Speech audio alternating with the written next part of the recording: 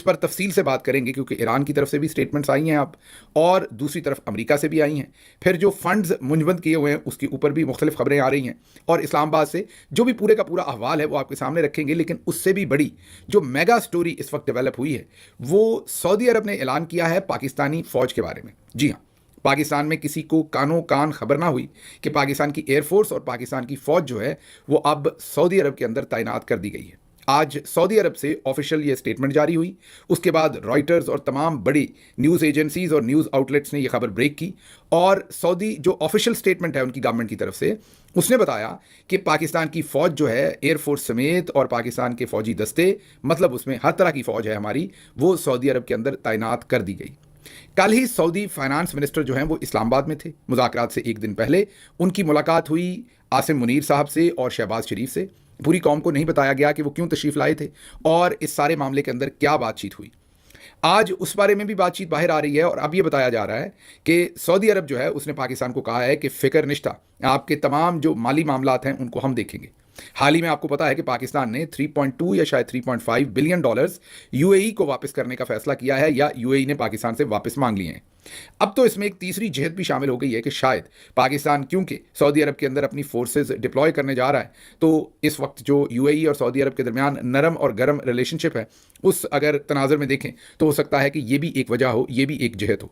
अब पूरी दुनिया थोड़ी सी कंफ्यूज हो गई है, क्योंकि कोर कमांडर्स की कॉन्फ्रेंस होती है, उसके अंदर डिस्कशन होती है कि अगर सऊदी अरब पर हमला हुआ, मतलब कि अगर अमेरिका ने फुल फ्लज हमला कर दिया ईरान पर, और ईरान ने रिटेलिएटरी स्ट्राइक्स जो हैं वो सऊदी अरब पर कर दी, तो फिर पाकिस्तान को इस जंग के अंदर कूदना पड़ेगा।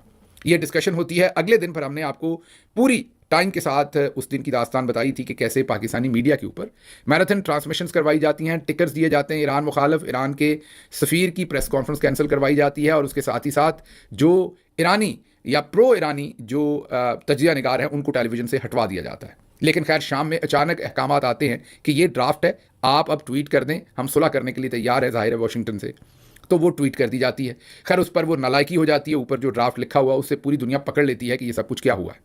उसके बाद न्यूयॉर्क टाइम्स भी उस पर स्टोरी करता है, सारी दुनिया के अंदर वो जो एक भंडा है वो फूट जाता है। लेकिन ये पता चल जाता है, अगर आप उस दिन के तमाम जो अहवाल है उसको जोड़ें, कि इनको कुछ पता नहीं था कि अमेरिका मुज़ाकरात करना चाहता है। अचानक उन्होंने अहकामात दिए और इन्होंने ट्वीट कर दिया, क्योंकि अमेरिका को इन मुज़ाकरात की ज़रूरत है, और वो हम आपको उसकी डिफरेंट जहतें बता चुके हैं।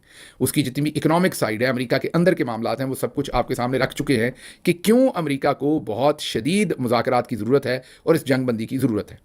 लेकिन आज पूरे पाकिस्तान के लिए ये बहुत ही हैरानी की और शॉकिंग न्यूज़ आई कि पाकिस्तान में ना किसी कैबिनेट के अंदर इसकी अप्रूवल का जिक्र हुआ, ना किसी प्राइम मिनिस्टर की स्टेटमेंट में। हालांकि कल ही पाकिस्तान के प्राइम मिनिस्टर ने कौम से खिताब भी किया।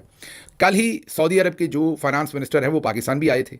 उसके बाद भी किसी किस्म की स्टेटमेंट जारी नहीं हुई। मिलिट्री और डीजी आईएसपीआर की तरफ से भी नहीं बताया गया, एयरफोर्स की तरफ से भी नहीं बताया गया कि अब पाकिस्तानी एयरफोर्स और पाकिस्तानी फ़ौज जो है वो ऑफिशियली फॉर्मली जो है वो सऊदी अरब के अंदर तैनात कर दी गई है। अब अगर आप सीक्वेंस देखें तो एक तरफ कोर कमांडर्स कॉन्फ्रेंस, उसके बाद मीडिया के ऊपर पूरा माहौल, और फिर अचानक से मुज़ाकरात का ऐलान। दूसरी तरफ ईरान और ईरान और अमेरिका मुज़ाकरात के लिए पाकिस्तान पहुंचता है, और एन उस दिन, आगे पीछे नहीं बल्कि एन उस वक्त ये खबर हिट करती है मार्केट को, जब ये दोनों टीमें एक दूसरे के सामने मुज़ाकरात के लिए इस्लामाबाद में बैठ जाती हैं, तो सऊदी अरब से ऑफिशियली ये खबर जो है वो रिलीज़ की जाती है कि पाकिस्तानी फ़ौजें, पाकिस्तानी फाइटर जेट्स, पाकिस्तानी सब कुछ जो है वो सऊदी अरब में पहुंच गया है। अब सऊदी अरब में पाकिस्तान की फ़ौज तैनात करनी है या नहीं, ये तो चले एक बहुत ही लंबी बहस है, करनी चाहिए या नहीं, वो तो मुल्की मफाद में या रीजनल मफाद में जो भी फैसला पाकिस्तान की उस वक्त की क़यादत लेती है, आप ये लार्जली यही समझते हैं कि वो पाकिस्तान के मफाद में होता है। लेकिन यहाँ पर ना तो कैबिनेट ने कोई अप्रूवल दी, ना पार्लियामेंट में कोई चीज़ आई। यहाँ पर तो फ़र्द वाहिद ने अपने मफादात के हिसाब से पाकिस्तान के मफादात का तयन कर लिया। अब फौज वहां पर तैनात हो गई। हम ये भी नहीं कहते कि सऊदी अरब ज़ाहिर है हमारा ब्रदरली कंट्री है, हम ये तो नहीं कहते कि उनका दिफा नहीं होना चाहिए, लेकिन इस वक्त सूरत हाल बहुत ही मखदूश और ख़तरनाक है, क्योंकि एक तरफ ईरान के साथ कॉन्फ्लिक्ट है, और ये क्या मैसेज है कि एन टेबल पर जब मुज़ाकरात शुरू हुए हैं तो हमने एक ऐसे मुल्क जहां पर इस वक्त ईरान का कॉन्फ्लिक्ट चल रहा है, वहां पर यह कहा है कि हमारा मुआहदा है, उसके मुताबिक हमने वहां पर फौज तैनात करनी है। अच्छा चलें, कर भी दी, तो इसको पाकिस्तानी कौम को, क्या पाकिस्तान के डीजी आईएसपीआर ने कॉन्फिडेंस में नहीं लेना था? पाकिस्तान की अपनी हुकूमत में ने नहीं लेना था? पाकिस्तानियों को ये खबर जाके रॉयटर्स और दूसरे जरियों से मिल रही है कि पाकिस्तान की फ़ौज जो है वो तैनात कर दी गई है सऊदी अरब के अंदर। कल ही हमारे कुछ दोस्त हमें मटेरियल भेज रहे थे कि पाकिस्तान के C-130 जो हैं वो उड़ रहे हैं सऊदी अरब के ऊपर। हमने सोचा शायद इस कॉन्फ्लिक्ट में, क्योंकि जहाज़ वगैरह पाकिस्तान आने हैं, उनको टेक केयर करने के लिए सब कुछ हो रहा होगा, लेकिन उस वक्त ये नहीं पता था कि पाकिस्तान ऑफिशियली अपनी फ़ौज जो है वो सऊदी अरब में तैनात कर रहा है, और वो भी बगैर किसी पाकिस्तान के अंदर डिबेट, डिस्कशन, अप्रूवल। फ़र्द वाहिद ने, जैसा कि वो बादशाह हैं मुल्क के, खुद से फैसले कर दिए, मतलब कि पाकिस्तान के इंटरेस्ट के फैसले खुद से करके वहाँ पर फ़ौज तैनात कर दी। अच्छा, अगर करनी थी तो इसका ऐलान को 5-10 दिन पहले कर लेते या 5-10 दिन बाद कर लेते। एन उस दिन जिस दिन ईरान अमेरिका के सामने मुज़ाकरात के लिए बैठता है, तो पूरी दुनिया के अंदर सऊदी अरब से ये खबर रिलीज़ होती है, पाकिस्तान से भी नहीं होती, और ये खबर हिट करती है। अब मैं आप पे छोड़ता हूँ ये सब कुछ क्या है। मेरे लिए तो ये बहुत ही हैरान कुन बात है, ये मेजर डेवलपमेंट है, और इसमें थोड़ी सी पाकिस्तान के लिए, थोड़ी तो नहीं है तो ज़्यादा है, हजीमत की बात भी है कि तकरीबन पैसे में तोले गए हम। एक किस्म का ऐसे ही है जैसे गार्ड्स खरीदे गए हों पैसे दे के।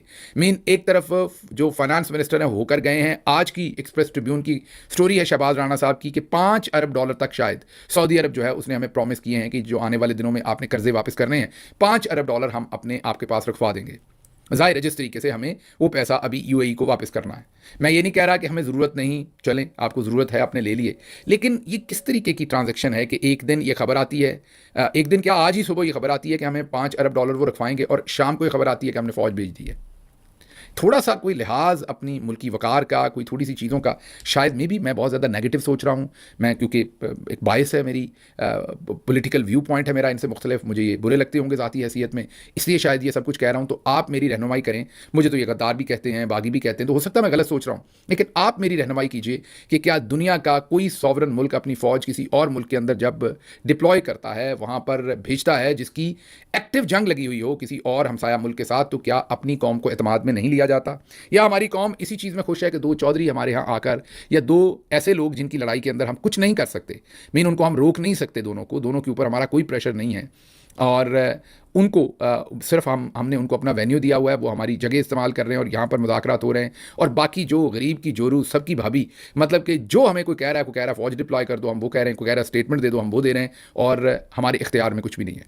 तो ये बहुत ही मेजर डेवलपमेंट है मेरे ख्याल में, पहली खबर जो आपके सामने रखनी थी। अगली ले लीजिए।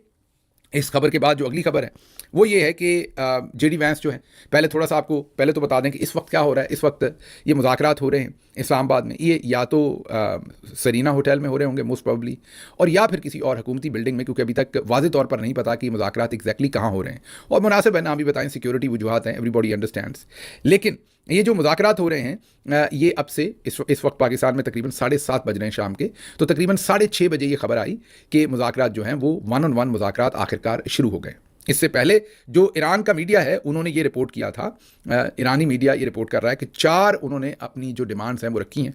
एक तो स्ट्रेट्स ऑफ हॉर्मुज़ के ऊपर हमारा फुल कंट्रोल होगा, फिर ईरान जो है वो पैसा उसको मिलेगा जो उसकी तबाही की है जंग में, उसको मुआवजा मिलेगा उसका, फिर जो फ्रोज़न एसेट्स हैं ईरान के वो रिलीज़ किए जाएंगे, और फिर जो स्टेबल सीज़ फायर होगी इंक्लूडिंग लेबनान, मतलब कि एक मुकम्मल जंगबंदी होगी और सब इलाकों में होगी। ये 4 डिमांड्स के साथ उन्होंने शुरू की। अभी ये डिस्कशन या अभी ये खबर आई ही थी कि मुज़ाकरात शुरू हुए हैं, तो साथ ही क्लैश रिपोर्ट और दूसरे मीडिया ने रिपोर्ट किया कि जो अमरीकी डिस्ट्रॉयर्स हैं वो उतार दिए गए हैं स्ट्रेट्स ऑफ हॉर्मुज़ में, और मूव करना शुरू हो गए हैं वो फुजेरा से स्ट्रेट्स ऑफ हॉर्मुज़ की तरफ। साथ ही डोनाल्ड ट्रंप साहब का एक लंबा चौड़ा ट्वीट आया। प्रेसिडेंट ट्रंप ने कहा कि जो माइंस फेंकी हुई थी ईरान ने स्ट्रेट्स ऑफ हॉर्मुज़ में, अब हमने उनको क्लीन करना शुरू कर दिया है ताकि हम अपना रास्ता साफ़ कर सकें सारा, और दूसरे मुल्कों के लिए भी सारा रास्ता साफ़ होकर वहाँ से जहाज़ जो टैंकर्स हैं, बहरी जहाज़ हैं, वो गुजर सकें।